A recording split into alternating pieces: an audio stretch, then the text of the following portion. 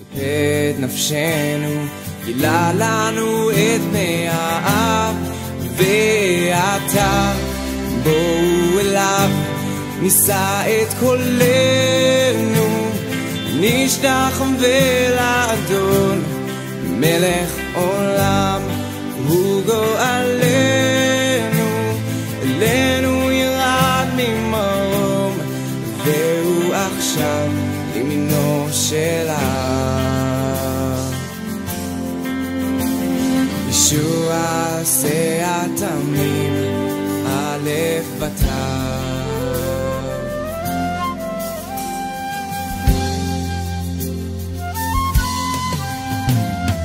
לא שרוקן את עצמו מכבוד, שרים אנו שיר אהבה. הלך אל הצלב בעד השמחה, לעשות רצונו של האב.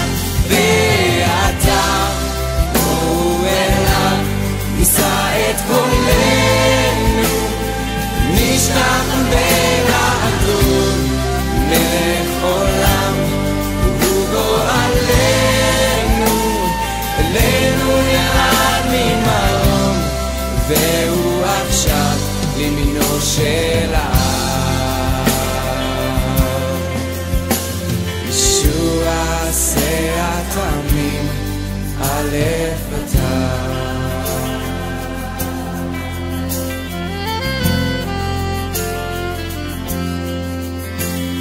לכבוד אדוננו נחיה את חיינו, כל יום כמו שיר אהבה.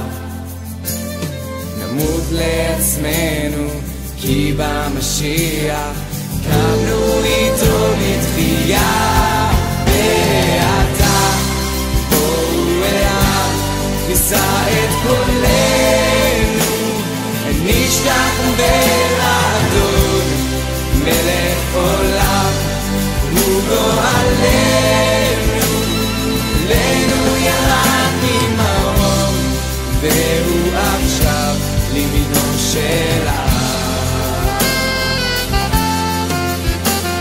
ישוע עשה התמים, א' בתיו.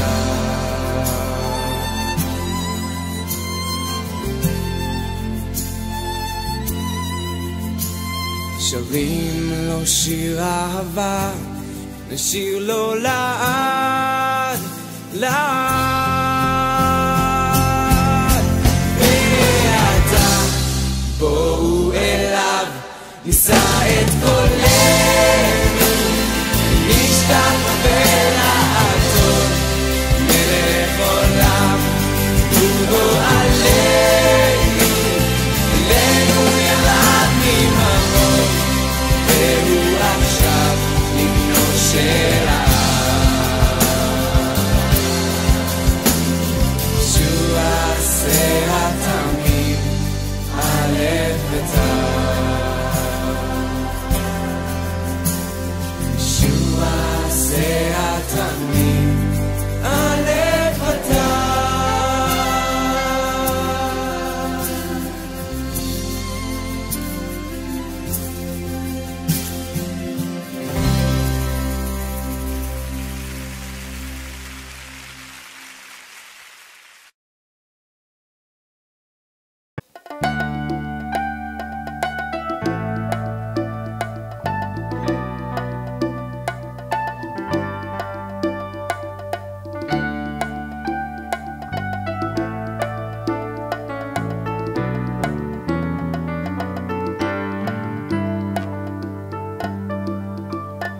יתגדל ויתקדש שמך דבר, אמן.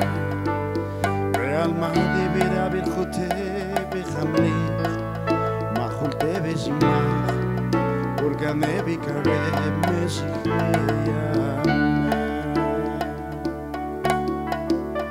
בחייכון וביובכון ובידיכון בית ישראל, בעגלה ובזמן קריב אמן.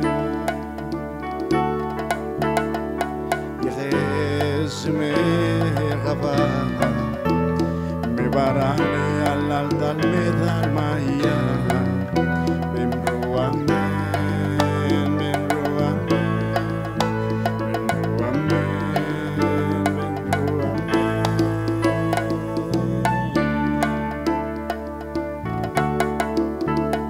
Idvara velik travach Vedit bahar Velik troma ויגנשא ויחתר ויתעלה ויקטלה שמקדושה ברוח להעמיד כל ברכתה שירת מזבחתה ונחמתה להמירם בעלמה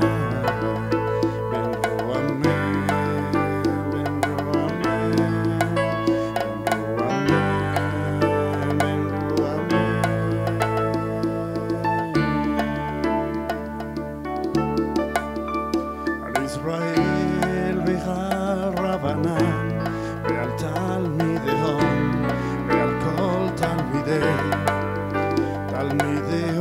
דעסקים באוידייתה קדישה בבאתרי אדם בדיבי חולתה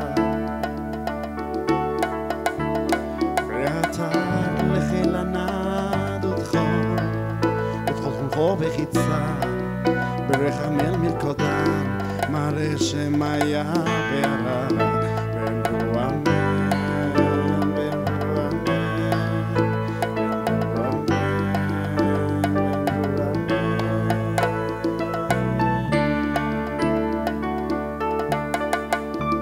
יחשלם נערה משמיה חיים בחץ זרה בישועה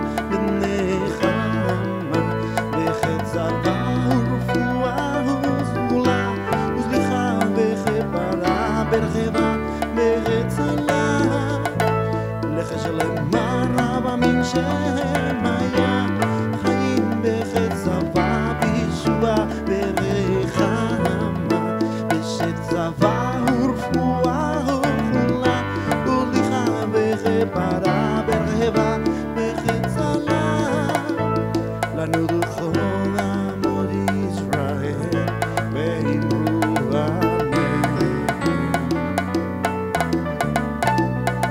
שלום בין רומך וברחמה יעשה שלום עלינו ועל כל עמו ישראל ואמרו אמן ואמרו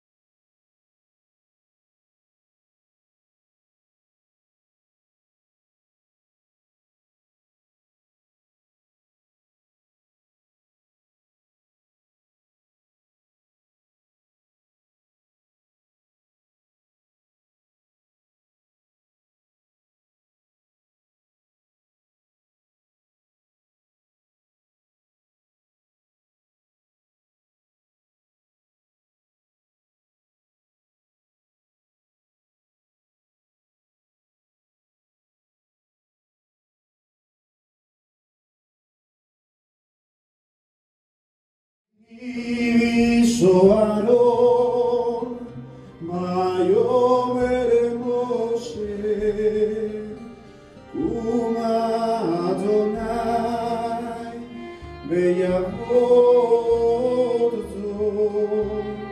Oy Becha, Beyanazo, Beyazecha, Mibanecha,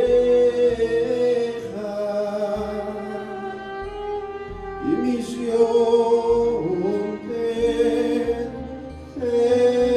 Torah, Udvar Adonai, Yerushalayim, Va'ozer Natan Torah, Lemanor Israel, Ve'Yerushalayim.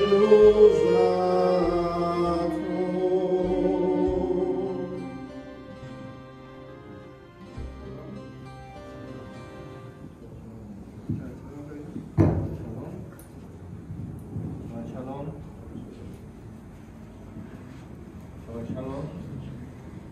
Shalom.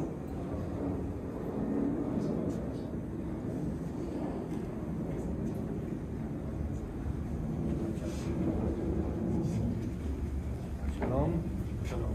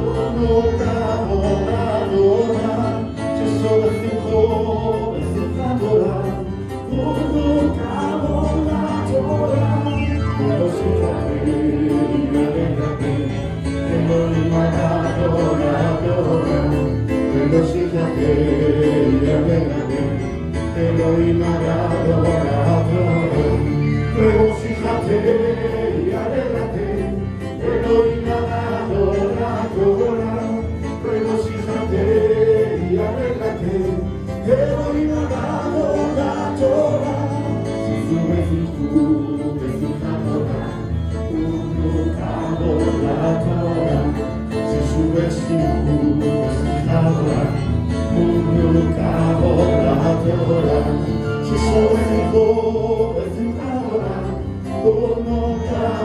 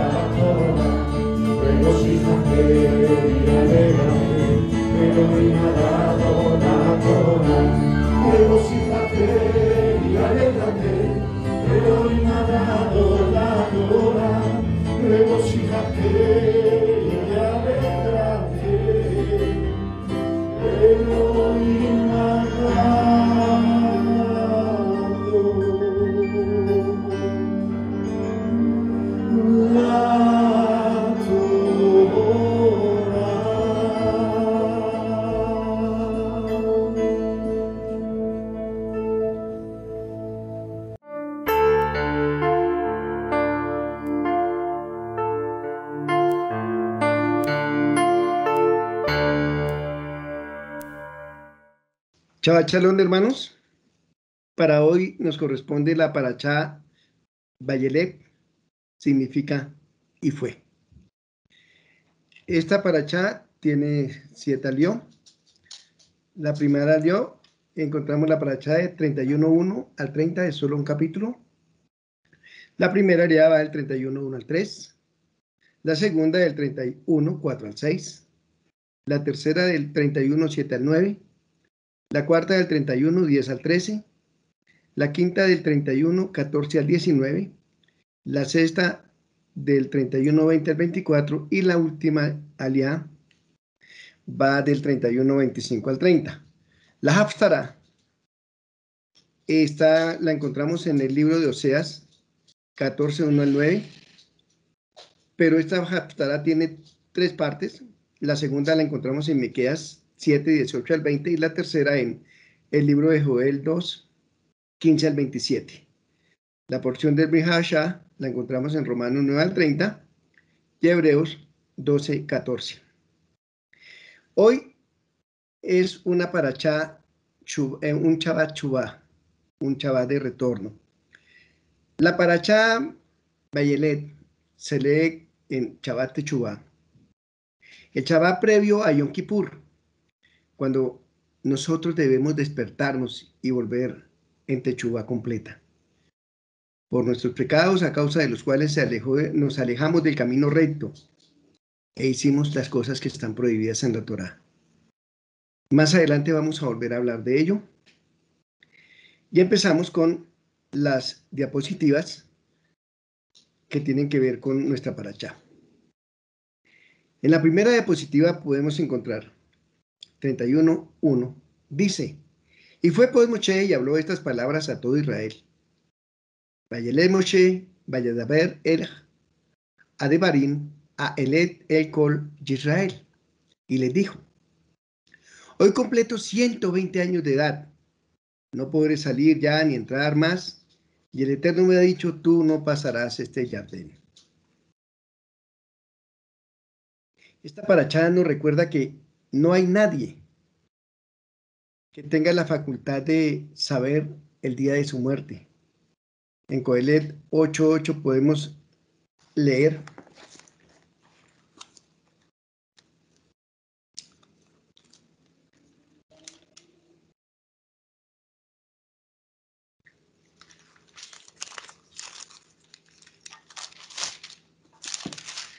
dice: no hay hombre que tenga potestad sobre el espíritu para retener el espíritu, ni potestad sobre el día de la muerte, y no valen armas en tal guerra, ni la impiedad librará al que la posee. Ni siquiera Moshe Rabenu, que poseía una elevación espiritual por encima de lo normal, y era el único que hablaba cara a cara con el Eterno. 120 años. Marcan una vida completa. El tiempo de la vida humana en promedio y la vida estándar de una generación se asocia con el número 70. Los días de nuestros años son 70 años. La literatura rabínica registra muchos eruditos dentro del periodo histórico de la Misná que vivieron 120 años, pero el individuo más famoso, cuya vida de 120 años se encuentra registrada en la Torá, es el líder más grande de la historia judía, Moshe Rabenu. Calificativo que significa nuestro guía o nuestro maestro. La vida de Moshe comienza con su nacimiento secreto debido al edicto de Egipto que instruía a matar a todo niño judío que naciera. Fue rescatado en el río Nilo por la hija de Paró, quien lo sacó del agua. Mientras que hacía en el palacio real, sintió la carga de sus oprimidos hermanos, quienes estaban siendo brutalmente forzados a realizar una labor quebrantadora. Después de huir de Misraim, el Eterno lo eligió en una zarza ardiente para que se convirtiera en el Redentor de Israel. Moshe tenía 80 años cuando se paró frente a Paró para exigirle que dejara ir al pueblo judío de la esclavitud. Los 40 años de liderazgo de Moshe duraron desde el éxodo y el paso por el desierto justo hasta antes de la entrada a la tierra prometida. No olvidemos, amados hermanos, que la vida es corta. De los impíos no se tiene memoria. Los impíos mueren de distintas formas y maneras trágicas. Pero la vida de Moshe, vemos reflejada otras experiencias. Su vida fue de 120 años, cubrió Israel con sus méritos. La Torá destaca que la destreza física y mental de Moshe no disminuyó con la edad. Antes de su muerte, Moshe dio testimonio de que todas sus facultades continuaban completamente funcionales e intactas. Su incapacidad para entrar en la tierra de promisión se debió solo a que el Eterno así lo había decretado. En consonancia con los retos cuyos años completos, numerosos rabinos han llegado a la conclusión de que Moshe murió en el mismo día de su nacimiento y su vida duró exactamente 120 años. La característica más determinante de la vida de Moshe fue la revelación de la Torá. Su rol en la redención de los hijos de Israel de Egipto fue solo para que pudiera recibir la Torá del Eterno en el Sinaí. Él tuvo un rol esencial en su transmisión al pueblo judío. De hecho, hay un paralelo entre los días y los años en el proceso de receptación de la Torá por parte de Moshe. En su ascensión a la montaña para recibir la Torá, hubo 3 periodos de 40 días, es decir, 120 días. El impresionante legado de los 120 años de la vida de Moshe se transmitiría exitosamente a lo largo de las generaciones. La vida de Moshe continúa siendo en todas las generaciones posteriores hasta hoy, hasta este día, porque cada vez que leemos la Torá, cada vez que leemos una parachá, nos acordamos, nos damos cuenta que fue la Torá que el Eterno le dio a Moshe. ¿Qué importante es intentar vivir de manera tal que nuestra vida sea una ofrenda agradable al Eterno, que tenga la capacidad de mediar por otros? El libro del profeta Ishayahu está escrito respecto a la virtud de los justos y de cómo es que ellos con su vida nos atraen a una hermosa cobertura. Aquí lo podemos leer en esta diapositiva. Dice: el justo perece y a nadie le importa. Mueren tus siervos fieles y nadie comprende que mueren los justos a causa del mal. Los que van por el camino recto mueren en paz, hallan reposo en su lecho de muerte. Eso lo encontramos en Ishayahu 57, 1 y 2. Para todos, la muerte es un momento de la vida muy triste, por el que todos tenemos que pasar. Pero la Escritura nos muestra cómo es la muerte de un justo. Puede ser en beneficio de muchas personas. Moshe no vivió más de 120 años, no solo porque ya estaba cansado y viejo, sino porque ya había cumplido su misión. Esta era de ser el líder de Israel, el pastor, el maestro y el mediador más cercano al cielo que existió en Israel y en el mundo antes de que naciera Yeshua HaMashiach. La vida de Moshe representa un legado para todo judío y también para los no judíos, para los gentiles que abrazaron el pacto de Israel. ¿Pero qué obtenemos de la vida de Moshe? Sin duda un sinnúmero de beneficios para todo Israel, pero sobre todo la misericordia de Hashem, el perdón divino que el pueblo recibió a pesar de ser soberbios y testarudos. De la misma manera, un justo hoy puede ser en beneficio de una comunidad, de un pueblo, de una ciudad, de un país. ¿Y por qué no? Un justo puede beneficiar al mundo entero. A eso somos llamados, a que nuestras obras realmente traigan bendición a los demás. En la siguiente diapositiva dice: el Eterno tu Elohim pasará delante de ti. Él destruirá estas naciones delante de ti y tú las desterrarás. Yehoshua pasará delante de ti como lo ha dicho el Eterno. Y hará el Eterno con ellas como hizo con Sihón y Og, reyes de los amorreos, y con su tierra, a quienes destruyó. Después de una travesía de 40 años, el pueblo judío llega a la tierra de Israel como nación, tal como lo fue prometido por el Eterno muchos siglos antes, bajo la dirección de Yehoshua. Pero ¿por qué nos habla de los amorreos y de Sihón? Hablemos primero de Sihón.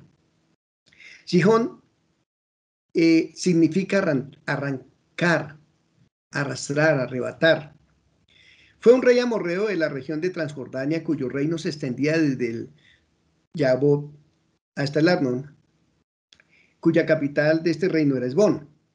Conquistó su territorio arrebatándoselo a los moabitas y también sometió a ciertas tribus madianitas, puesto que sus 5 príncipes eran vasallos suyos. Cuando Israel llegó a sus fronteras, pidió permiso para pasar por su territorio al camino de Canaán. Sehón se rehusó y en lugar de ello apareció al frente un ejército. En la batalla de Jaasa, que se libró como consecuencia de que los amorreos no quisieron dar permiso, fueron derrotados Sihón. Sehón murió y los israelitas se apoderaron de todo su territorio. Levantaron su campamento en medio de lo que había sido el reino de Sehón, antes de avanzar contra el rey de Basán. Puesto que el territorio se tomó a Sehón, estaba constituido por buenas tierras de pastoreo, y por ello fueron que las tribus de Rubén, la de Gad y la media tribu de Manasé solicitaron a Moshe que les asignase esas tierras. Y por otro lado, podemos encontrar en el libro de Yehoshua 2, cuando Yehoshua envía a los espías para tomarse la tierra de Canaán a Jericó, hablaron con la mesonera Rahab, y ella contesta: sé que Adonai os ha dado esta tierra porque el temor de vosotros ha caído sobre nosotros y todos los moradores del país ya han desmayado por causa de vosotros. Porque hemos oído lo que Hachén hizo secar las aguas del Mar Rojo delante de vosotros cuando salisteis de Misraim, y lo que habéis hecho a los 2 reyes de los amorreos que estaban al otro lado del Jordán, a Sehón y a Og, los cuales habéis destruido. Y oyendo esto, ha desmayado nuestro corazón, ni ha quedado más aliento en el hombre alguno por causa de vosotros, porque Hachén vuestro Elohim es Dios de arriba de los cielos y abajo de la tierra. Este era el testimonio. Era una mujer que no conocía a Dios, pero conocía de Dios. Y por el otro lado, Og, el rey de Basán, era el único gobernador en aquella tierra, hombre de gigantesca estatura, característica física, que según las evidencias halladas, era común en las tribus de Canaán. Og dominaba 60 comunidades diferentes. Su derrota frente al pueblo judío se volvió proverbial, ya que le dio fin a la leyenda de que los gigantes cananeos eran invencibles por su intimidatoria apariencia.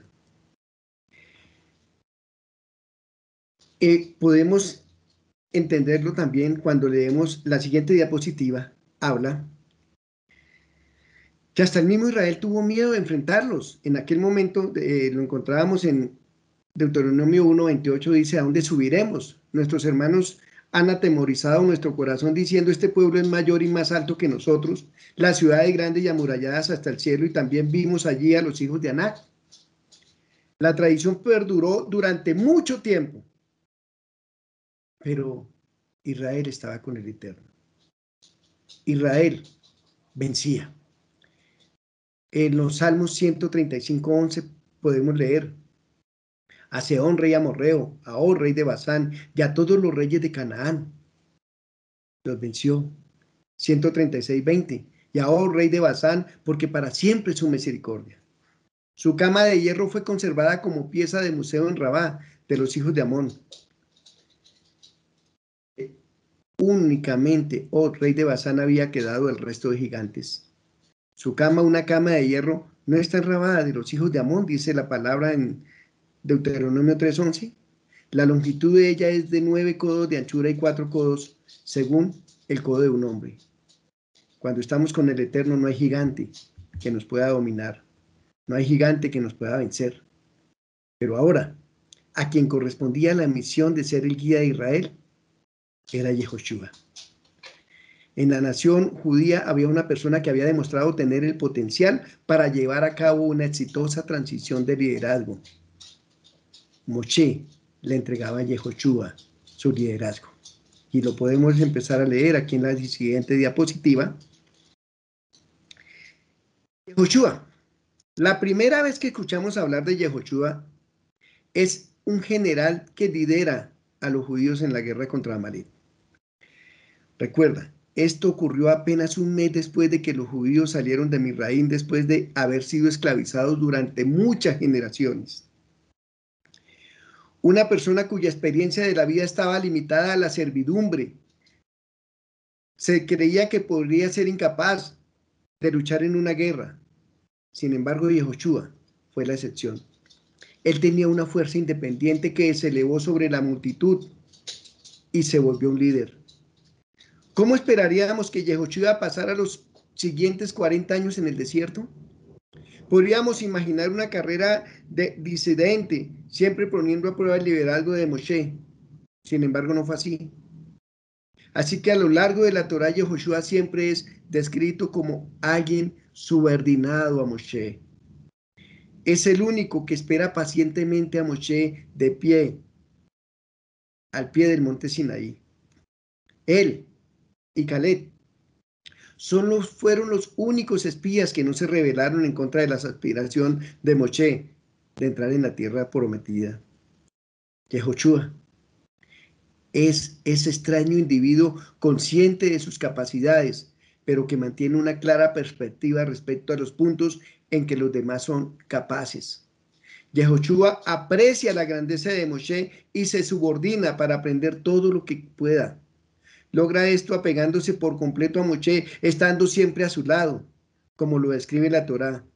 Y su asistente Yehoshua, hijo de Nun, un joven, no se apartaba de la tienda. A eso somos llamados también. A conseguirnos un buen líder, a andar detrás del líder, a escuchar al líder, no hacerle competencia al líder. Porque es que como liderazgo nosotros también debemos alzarle los brazos a nuestro líder.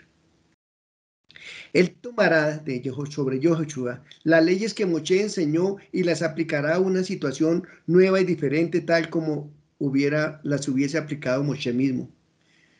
La transición puede ser traumática. Cuando se asume un nuevo líder, a menudo la nación se encuentra a la deriva. Moshe se elevó sobre sí mismo e inició la continuidad del liderazgo. Yehoshua había demostrado tener dos rasgos casi contradictorios. Por un lado, la iniciativa y el liderazgo que se vieron en la batalla contra Amalek, y por otro lado, la capacidad para subyugarse a quien era superior a él. Por tanto, Yehoshua estaba equipado no solo para continuar la tradición de Moshe, sino para dirigir al pueblo judío en la transición hacia su hogar permanente en la tierra de Israel. Cuando Moshe le pidió al Eterno que dirigiese a su sucesor, dijo: que H en el Eterno, Dios que insufla aliento de vida en toda carne, nombra a un hombre sobre la asamblea que salga al frente de ellos y que entre al frente de ellos y que los saque y los traiga. Eso lo podemos ver en Bamidbar 27, 16 y 17. ¿Cuál es la razón de la aparente repetición? Moshe estaba diciendo dos cosas sobre el liderazgo. Un líder debe liderar desde el frente, debe salir al frente de ellos. Pero un líder no debe estar tan lejos al frente que cuando se devuelva no encuentra a nadie que lo esté siguiendo. Debe salir al frente de ellos, es decir, llevar a la gente con él. Debe ir a un ritmo que los demás puedan seguir. Una de las frustraciones más profundas de Moshe, la cual podemos ver a lo largo de toda la narrativa bíblica, es el enorme tiempo que lleva a la gente a cambiar. Al final hará falta una nueva generación y un nuevo líder para llevar al pueblo a través del río Jardén hacia la tierra prometida. De aquí viene el gran dicho de nuestros sabios: no depende de ti completar la tarea, pero tampoco tienes libertad para abandonarla. El liderazgo involucra un balance delicado entre la impaciencia y la paciencia. Si vas demasiado rápido, la gente se resistirá y se rebelará. Pero si vas demasiado lento, se volverán complacientes. La transformación toma a menudo más que una sola generación. Y lo pudimos ver. Hubo una generación completa que salió, que se perdió, desde la salida de Misraín hasta la llegada a la tierra prometida. La siguiente diapositiva ya nos habla de los preparativos para la conquista. Aconteció que después de la muerte de Moshe, siervo de Hachén, que Adonai habló a Yehoshua, hijo de Nun, servidor de Moshe, diciendo: mi siervo Moshe ha muerto, ahora pues levántate y pasa este Jardén, tú y todo este pueblo, a la tierra que yo les doy a los hijos de Israel. Yo os la he entregado, como lo había dicho a Moshe, todo lugar que pisare la planta de vuestro pie, desde el desierto y el Líbano hasta el gran río Éufrates, toda la tierra de los heteos hasta el gran mar donde se pone el sol, será vuestro territorio. Nadie te podrá hacer frente en todos los días de tu vida. Como estuve con Moshe, estaré contigo, no te dejaré ni te desampararé. Esfuérzate y sé valiente, porque tú repartirás a este pueblo por heredad a la tierra, la cual juré a sus padres que les daré a ellos. Solamente esfuérzate y sé muy valiente para cuidar de hacer conforme a toda la Torá que mi siervo Moshe te mandó. No te apartes de ella ni a diestra ni a siniestra, para que seas prosperado en todas las cosas que emprendas. A Yehoshua se le conoce mejor como el segundo al mando de Moshe, quien toma el mando y conduce a Israel a la tierra prometida después de la muerte de Moshe. Yehoshua es considerado como de los más grandes líderes militares en la palabra, por liderar 7 años de conquista en la tierra prometida, y a menudo se presenta como un modelo para el liderazgo y una fuente de aplicación práctica sobre cómo debe ser un líder efectivo. Veamos su vida desde una perspectiva bíblica. Como líder militar, Yehoshua sería considerado uno de los mayores generales de la historia humana, pero sería un error reconocer la victoria de Israel exclusivamente a la habilidad de Yehoshua como general militar.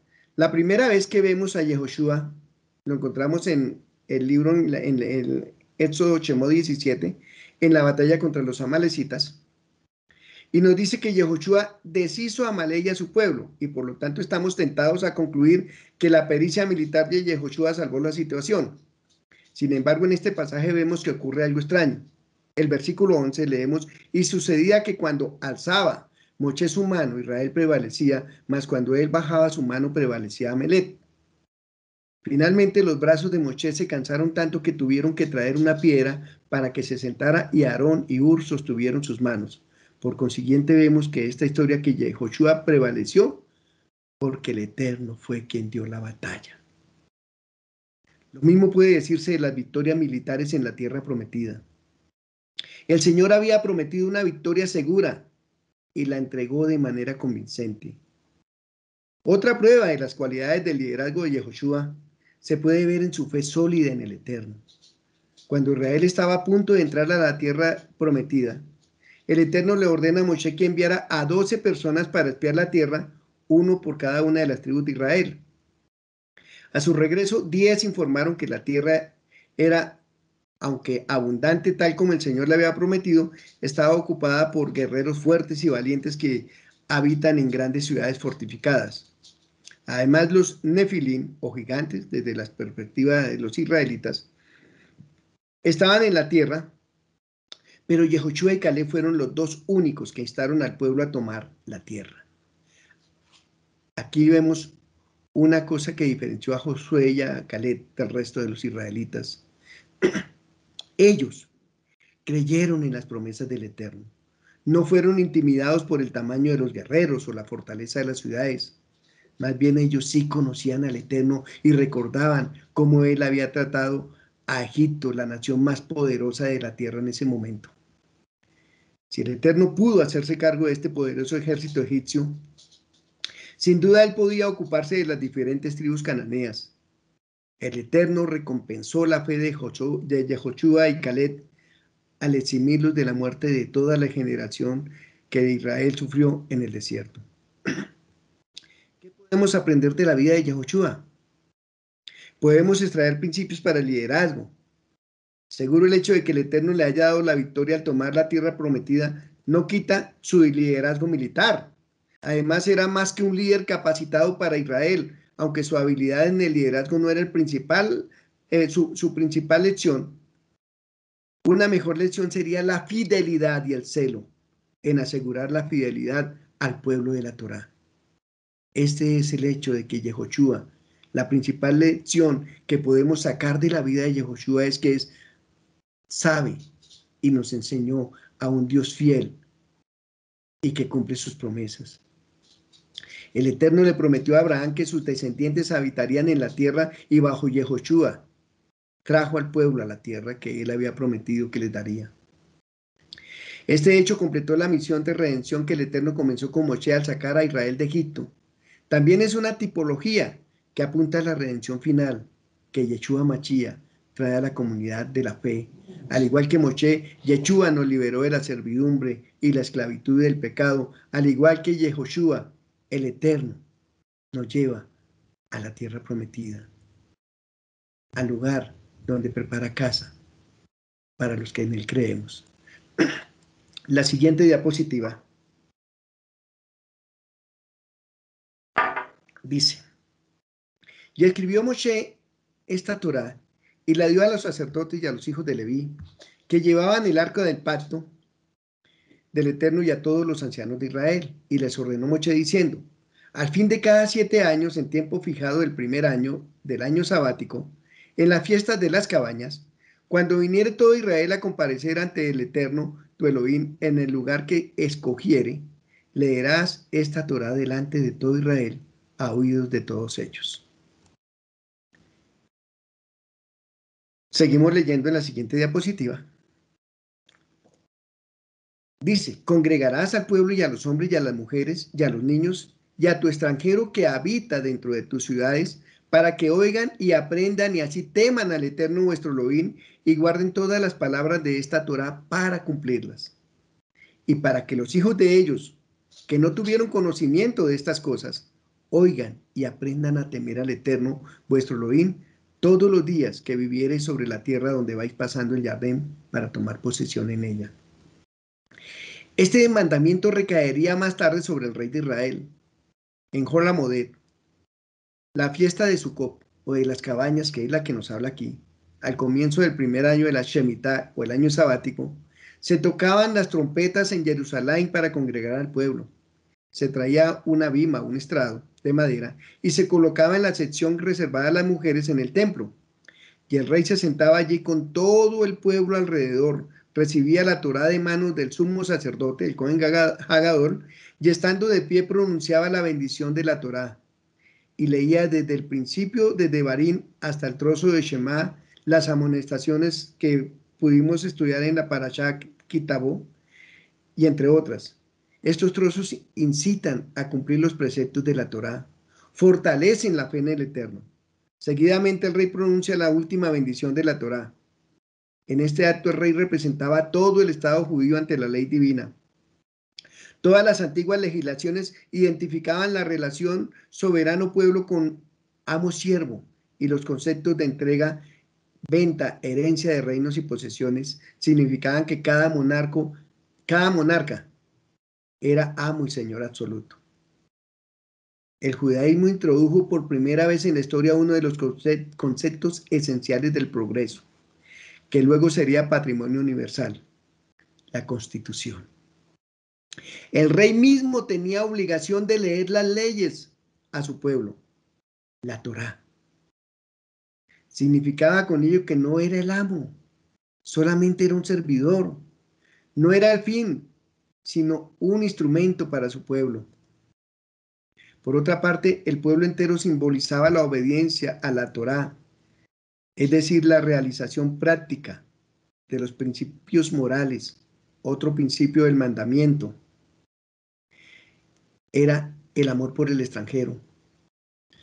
La Torá de ninguna manera nos incita a odiarlo, sino al contrario, nos muestra que como ser humano se halla cerca del Eterno y siempre le será posible llegar a él. Las asambleas griegas, en determinadas ciudades se castigaba con la muerte al extranjero que osara intervenir en ellas. Por el contrario, en la congregación judía se convoca a los extranjeros con la esperanza de que llegara el día en que todos los pueblos estén iluminados por la luz divina. Si hay algo que nos llame la atención es que los pueblos le deben demasiado al pueblo judío, porque es el único pueblo que obra por todas las naciones. Después de la diáspora, después del exilio, cuando viene el pueblo de nuevo con Nehemías, podemos encontrar que se volvió a cumplir este mandamiento. Lo vemos en la siguiente diapositiva.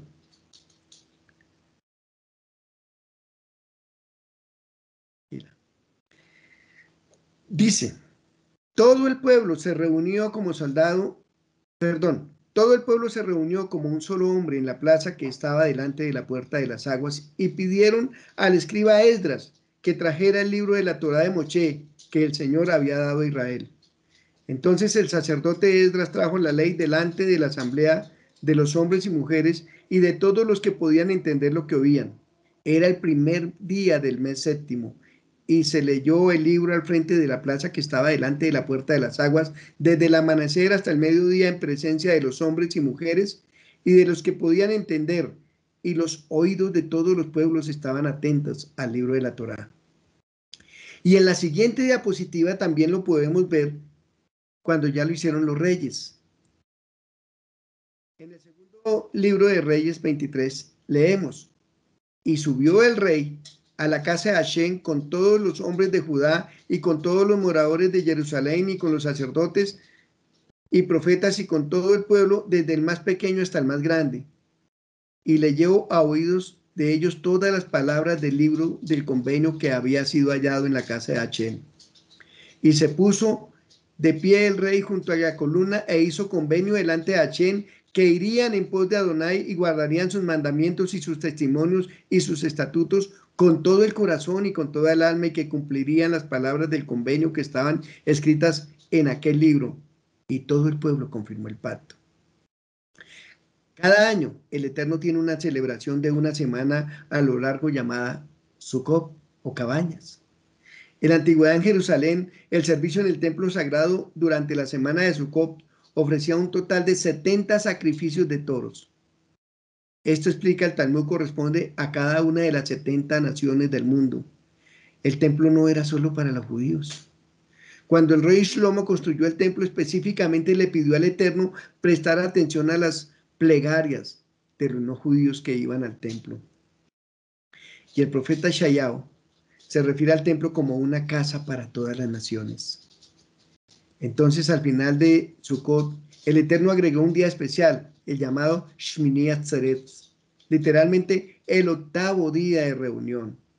Shmini Atzeretz es una fiesta oficial en todo su derecho, como está escrito en el libro de Levítico 23:36. A pesar de que inmediatamente sigue a la fiesta de los 7 días de Sukkot, sigue a la fiesta de 7 días de Sukkot, es frecuente considerar la parte de Sukkot. Es el hecho de no es una fiesta separada. El pueblo judío, dice el Talmud, está más allá de la naturaleza. Hemos sobrevivido a todas las persecuciones, exilios, penurias y expulsiones inimaginables. Y aún así, hemos logrado y prosperado mucho más de lo que nuestro número indicaría. Como escribió Mark Twain, todas las cosas son mortales menos el judío. Todas las otras fuerzas desaparecen, pero él queda. ¿Cuál es el secreto de su inmortalidad? El secreto, como lo sabemos, es el regalo especial que el Eterno dio al pueblo judío, la Torá. Como escribe Rab Emanuel Feldman, la Torá es el misterioso puente que conecta al judío con el Eterno, a través de la cual interactúan y se comunican, por medio de la cual el Eterno cumple su pacto con su pueblo de sustentarlos y protegerlos. Por lo tanto, no es una coincidencia que el día de Shmini Atzeres también celebramos la finalización del ciclo anual de lectura de la Torá y el comienzo de un nuevo ciclo. Este evento es referido cariñosamente como Simchat Torah, literalmente el regocijo de la Torá.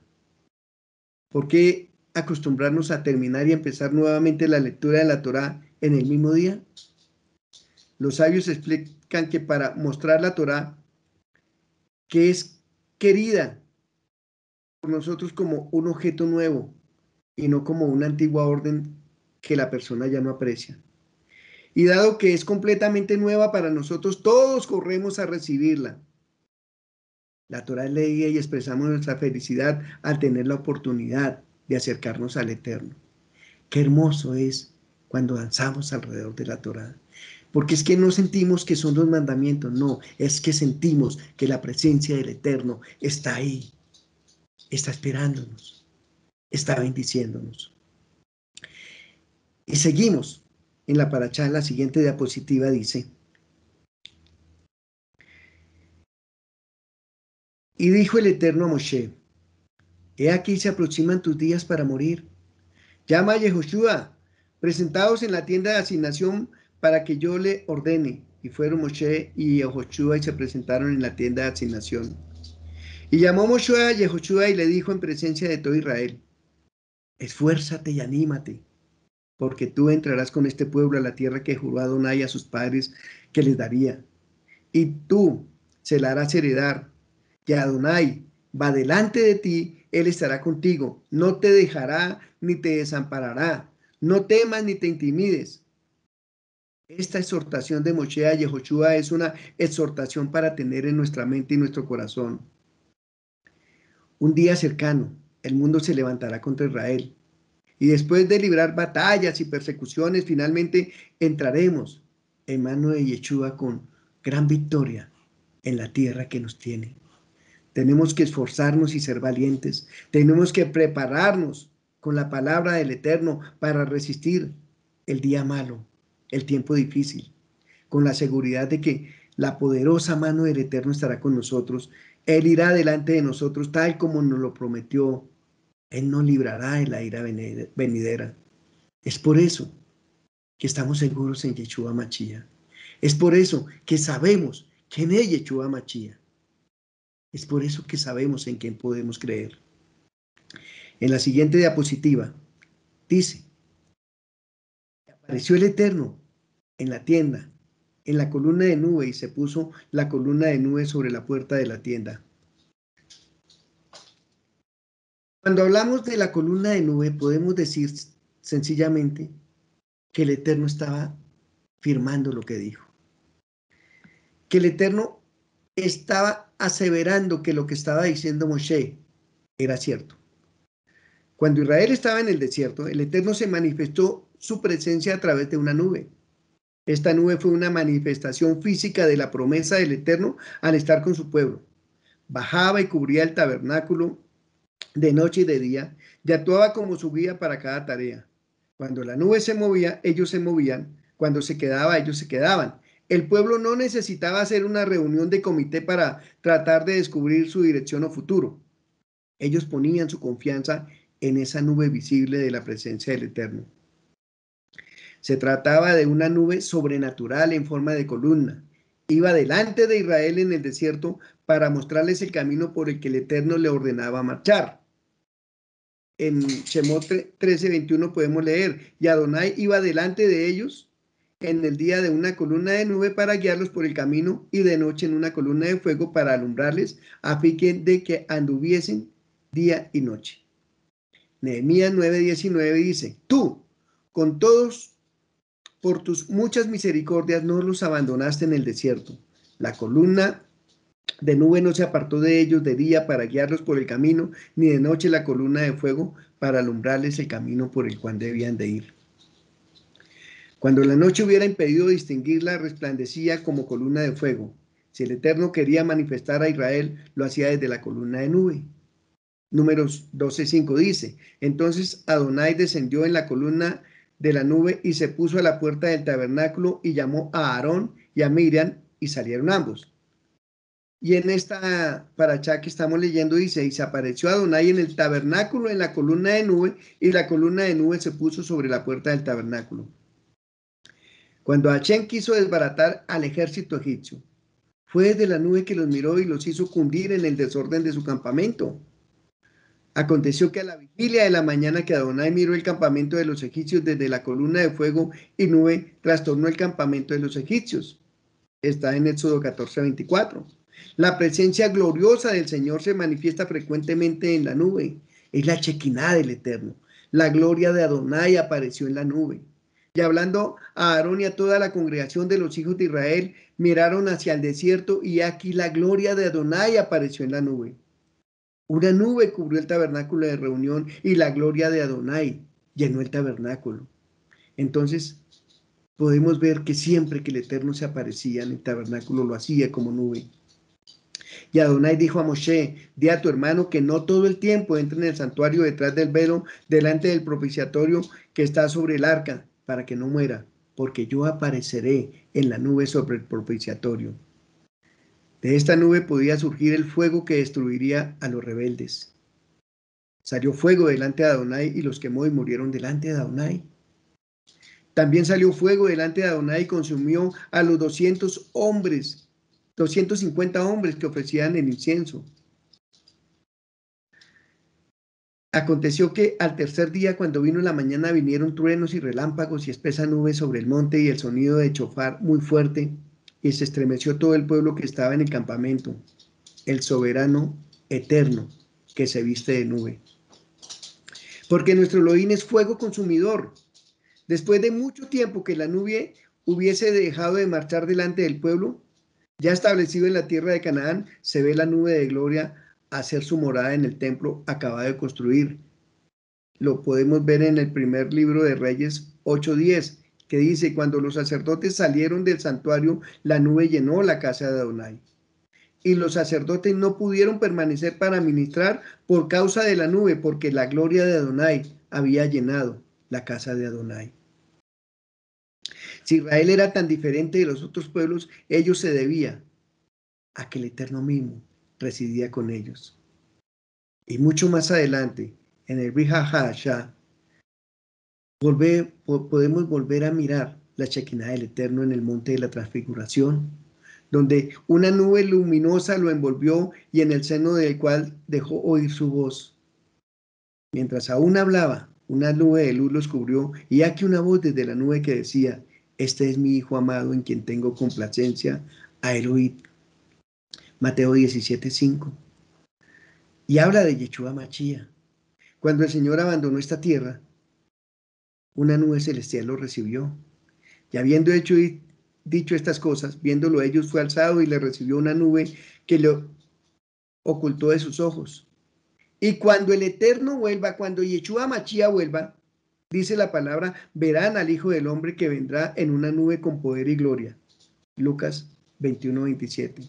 Y entonces verán al Hijo del Hombre. Este es el Eterno que tenemos. Un Eterno que si bien no lo podemos ver, podemos mirar sus manifestaciones. Podemos sentir su gloria. Podemos saber que realmente está con nosotros. La siguiente diapositiva dice, y dijo el Eterno a Moshe, he aquí tú estás a punto de yacer con tus padres y se levantará este pueblo y errará en pos de los dioses extraños, los de la tierra de en medio del cual él va a entrar y me dejará y violará el pacto que hice con él.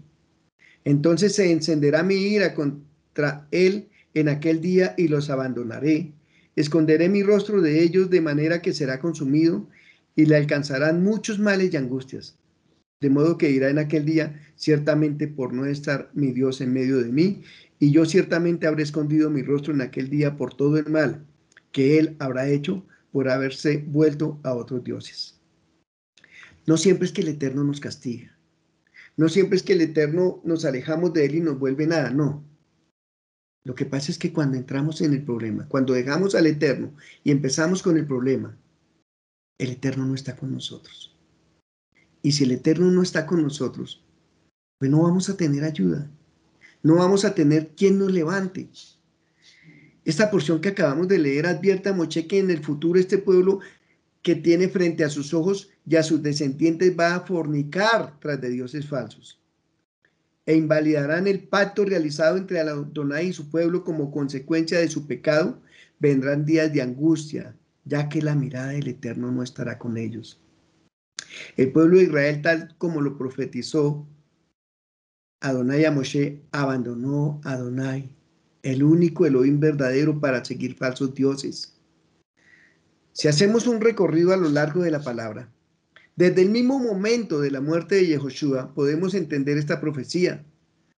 Dice, aún estando en el desierto no le creyeron al Eterno, pero la palabra dice, lo encontramos en Jueces 2.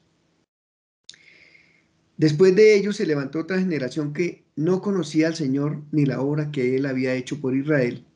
Los hijos de Israel hicieron lo malo ante los ojos de Adonai y sirvieron a los Baales. Abandonaron al Señor, el Eterno de sus padres, que los había sacado de la tierra de Misraim, y se fueron tras otros dioses de los pueblos que estaban a sus alrededores, a los cuales adoraron y provocaron a ira al Eterno. Abandonaron al Eterno y sirvieron a Baal y a Astartes. Es duro saber que viene una conquista, que viene un pueblo que logra conquistar por medio y por ayuda de Dios a toda una nación. Pero muere Yehoshua e inmediatamente se levantan generaciones que no conocían a Dios. Inmediatamente se levantan generaciones que no cumplieron Torá, que no anduvieron como debían andar. Más adelante, en el libro de Jeremías 11, del 9 en adelante, también encontramos algo doloroso que dice: luego el Señor me dijo, se ha descubierto una conspiración entre los hombres de Judá y los habitantes de Jerusalén. Ellos están repitiendo los pecados que cometieron sus antepasados.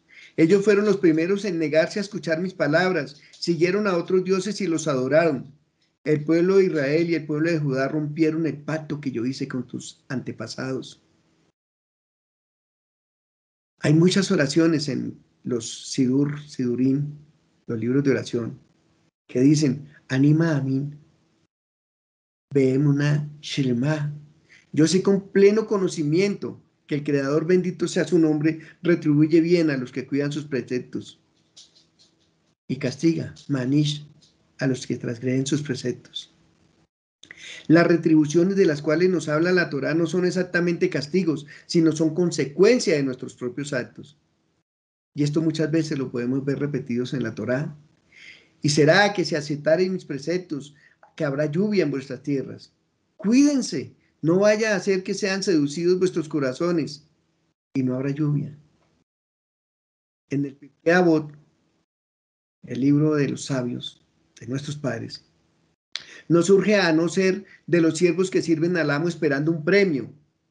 Al servir a Hashem, por el deseo de servirlo en sí, por el amor a él y no por el deseo de el gran premio, el gran Edén, hace que el Eterno algo legítimo, hace del Eterno algo legítimo y elevado. Amamos al Eterno porque Él nos ama, no por lo que nos puede dar, no por lo que nos deja de dar, porque de lo que nosotros hagamos es que dependen las consecuencias. En conclusión, las buenas o malas consecuencias de nuestros propios actos la damos nosotros mismos a nuestra vida y a nuestro tiempo y a nuestros recursos. Un propósito celestial le estamos dando una buena justificación de ser y de tenerlos en nuestra posesión, y de ahí la razón de la lluvia que representa el sustento y la abundancia. Hasta la vida en sí. Mas si no los canalizamos hacia un objetivo correcto, nosotros mismos estamos cerrando la llave. Es una consecuencia, no es un castigo. Nosotros nos da el Eterno la oportunidad de saber si nos alejamos de Él o estamos con Él. En la paracha anterior pudimos leer que decía, mira, ahí pongo delante de ti la vida y la muerte, la bendición y la maldición. Escoge pues la vida para que vivas. La siguiente diapositiva dice, que ahora escribí para vosotros este cántico y enséñalo a tus hijos de Israel, poniéndolo en su boca, para que este cántico me sirva de testimonio contra los hijos de Israel. Porque cuando este pueblo lo hubiere introducido yo en la tierra que juré a sus padres, la cual mana leche y miel, y él hubiera comido y se hubiera saciado y engordado, y se volviera a otros dioses, y le servirán y me retarán y violarán mi pacto. Y Moshe escribió este cántico aquel día y lo enseñó a los hijos de Israel.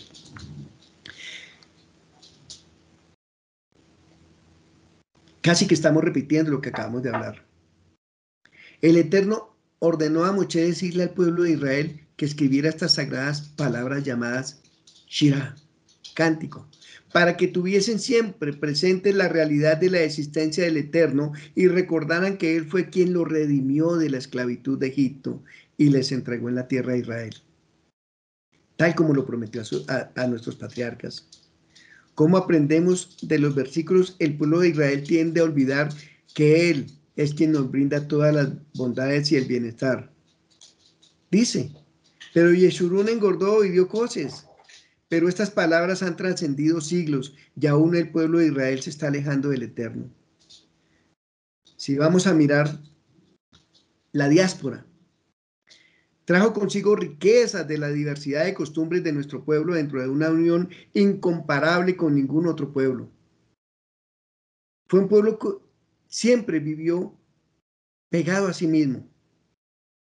Las 12 tribus formaron una parte de un solo pueblo, aunque no estén en este momento, no se pueda reconocer cuál es de cuál. Pero el error no está en la diferencia, sino en el abandono, ya que durante generaciones las comunidades que estaban definidas pero unidas, tanto los que fueron a Yemen, o los askenazitas, o los sefardíes, los orientales, los polacos, todos ellos tenían algo que era de todos, la Torá, la misma dirección y la misma meta. Los diferenciaba solamente el país donde habitaban, el idioma, las comidas, la vestimenta y las costumbres, pero los unía lo primordial. Los definía como pueblo de la Torá, pueblo de los preceptos. La historia nos demostró que la diáspora no solamente trajo la riqueza de la diversidad, sino también el abandono por causa de la asimilación. Muchos se levantaron en nuestro pueblo, pero con otros dioses que encontraron en las tierras a donde fueron. Por eso el Eterno decía, y escribirás ahora este cántico, y lo enseñarás a los hijos de Israel, y será que cuando aconteciere, y será este cántico como testigo, pues no será olvidado por las generaciones. Y este cántico es vivo. Yeshua Machía nos lo recuerda cuando leemos la palabra Yohanan 5. Dice, no penséis que voy a acusaros delante del Padre. Hay quien os acusa, Moshe, en quien tenéis vuestra esperanza. Porque si creyerais a Moshe, me creeríais a mí, porque de mí escribió él. Pero si no le creyerais a sus escritos, ¿cómo creeráis a mis palabras? Nosotros que decimos que creemos en Mashiach, pero no creemos en la Torá, ¿será que estamos creyendo? ¿Será que estamos creyendo que la gracia es algo que nos dio el Eterno para que hiciéramos lo que quisiéramos? No, la gracia nos la dio el Eterno para invitarnos a andar en su Torá. La última parte ya viene lo que llamarían la renuncia de Moshe. En la siguiente diapositiva podemos leer: reconozco su rebeldía y terquedad. Si incluso mientras estoy vivo, entre ustedes hoy se rebelan contra el Eterno, ciertamente lo harán después de mi muerte. Reúnan los sabios y hablaré estas palabras y llamaré al cielo y a la tierra para que testifiquen, porque sé que después de mi muerte el pueblo se irá fuera del camino por el cual los he guiado y enojarán al Eterno. ¿Qué ser pensante cuando lee la declaración de Moshe y luego permite que pase por la historia del pueblo de este libro? Puede negarse a aceptar que esta Torá no es el trabajo de Moshe, sino el trabajo del Eterno mismo. Que nosotros somos mensajeros de llevarla, que nosotros somos llamados a hablar de ella. Que es la Torá que nos ha llevado a nuestro Mashiach, para que el pueblo del Eterno y la Torá sigan siendo el dedo de Dios que guía a la humanidad. Los 5 primeros libros de la Torá, los 5 primeros libros de la Biblia, que son los llamados Torá, nos enseñan un manual de comportamiento para que tengamos vida y no muerte. Pero de ahí en adelante, cada libro nos invita a cumplir, nos invita a no desviarnos, nos invita a regresar, nos da la oportunidad de arrepentirnos, de perdonar y ser perdonados, pero sobre todo de olvidar, porque cuando no olvidamos nos hacemos daño a nosotros mismos, nos enfermamos. Este Shabbat tiene esa importancia. Tiene la importancia de prepararnos, porque es que en Yom Kippur no buscamos nuestro perdón. Buscamos también perdonar. Perdonar a aquellos que nos han hecho mal. Perdonar a aquellos que nos han desviado del camino. Pero también pedirle al Eterno que nos perdone el desviarnos del camino. Nos invita a tener cuentas con Él.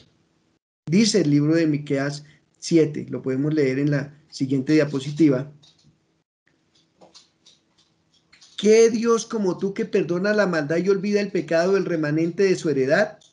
No retuvo para siempre su enojo porque se deleita en misericordia. Él volverá a tener misericordia de nosotros, sepultará nuestras iniquidades y echará en lo profundo del mar todos nuestros pecados. Cumplirá la verdad a Jacob y a Abraham, la misericordia que juraste a nuestros padres en tiempos antiguos. Chubá, el Shabbat de retorno. Hoy, hermanos, tenemos mucho tiempo para pensar. No estamos tan ocupados como en los días hábiles. Hoy es Shabbat, pero es un Shabbat muy especial.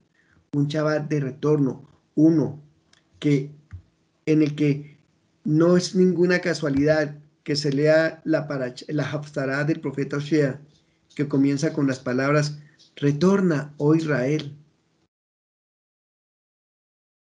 al Señor.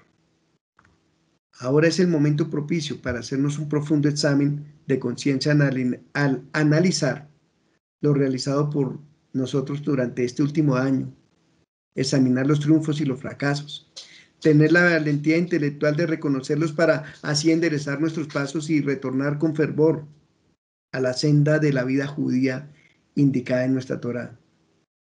Tengan en cuenta, es un año, no es los últimos 20 años, no es toda una vida, es que el Eterno nos da la oportunidad de cada año ponernos a cuentas, de cada año estar diciéndole: Señor, perdóname por lo que hice este último año. Perdóname porque también voy a perdonar a los que me hicieron este último año. Alguien escribió que una de las palabras más difíciles de nuestro idioma es decir perdón, porque a veces no somos capaces. A veces nos duele, a veces sentimos que nuestro orgullo nos gana. A veces sentimos que no tenemos por qué ir a pedir perdón si fue la otra persona que nos hizo daño. Pero es que no perdonamos sencillamente para que el otro se sienta bien. Perdonamos para nosotros sentirnos bien. Qué hermoso es tener nosotros también misericordia. El profeta Osea habló a los hijos de Israel que habitaban en el reino de Israel, que eligió servir a un becerro de oro, que traicionó la dinastía del rey David, a Jerusalén, ciudad eterna, prefiriendo a Shrom. Cierto es que Jerusalén la situación no era ideal, pero el sagrado templo, con sus sacerdotes y maestros, influían para bien. En el reinado de Israel tomaron el camino equivocado, tergiversando los valores. La maldad y la perversión reinaban en sus corazones. Por tal razón, el profeta debía hablarles en un idioma comprensible para ellos. Era la conciencia social del pueblo que les indicaba las enfermedades espirituales, indicándoles el medicamento adecuado, prescrito por el Todopoderoso, la Teroá. Retorna, oh Israel, al Señor tu Elohim, porque has caído por tu iniquidad. Toma con vosotros palabras y volved al Señor, decirle que toda nuestra iniquidad y acepta el bien. ¿Acaso es vergonzoso caer en un error? ¿Es acaso el hombre un eterno triunfador? No, hermanos. La vida de un ser humano hay éxitos y fracasos. No solo los malvados caen en la iniquidad, también lo hacen los justos. Pero la peor desgracia no es que a veces no reconozcamos nuestra falta.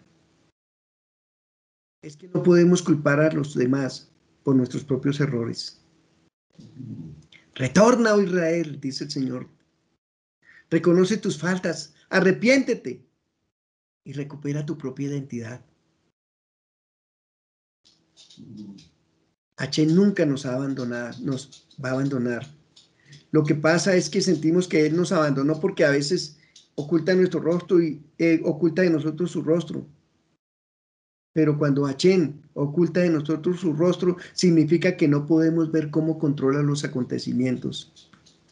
Yom Kippur es la oportunidad perfecta para ponernos a cuentas con el Eterno. Por eso en esta última diapositiva dice: venid luego, dirá el Señor, que estemos a cuentas. Si vuestros pecados fuesen como la grana, como la nieve, serán emblanquecidos. Si fueren rojos como el carmesí, serán tornados como la lana. Isaías 1:18. No nos alejemos del Eterno. No vayamos tras de otros dioses. Que no se convierta nuestro dinero, nuestra familia, nuestro trabajo en el Dios al que vayamos a seguir. Acordémonos del canto de Moshe. Acordémonos de que el Señor colocó testigos. Pero también acordémonos que tiene misericordia, que nos dejó la sangre preciosa de Yeshua Mashiach y la oportunidad de hacer teshuva, de volver, de retornar a quien nos dio la vida. Shabbat Shalom, hermanos.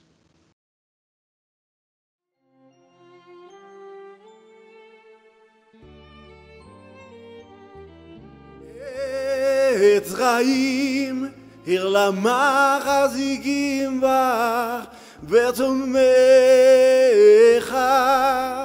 Meuzar, Derachecha,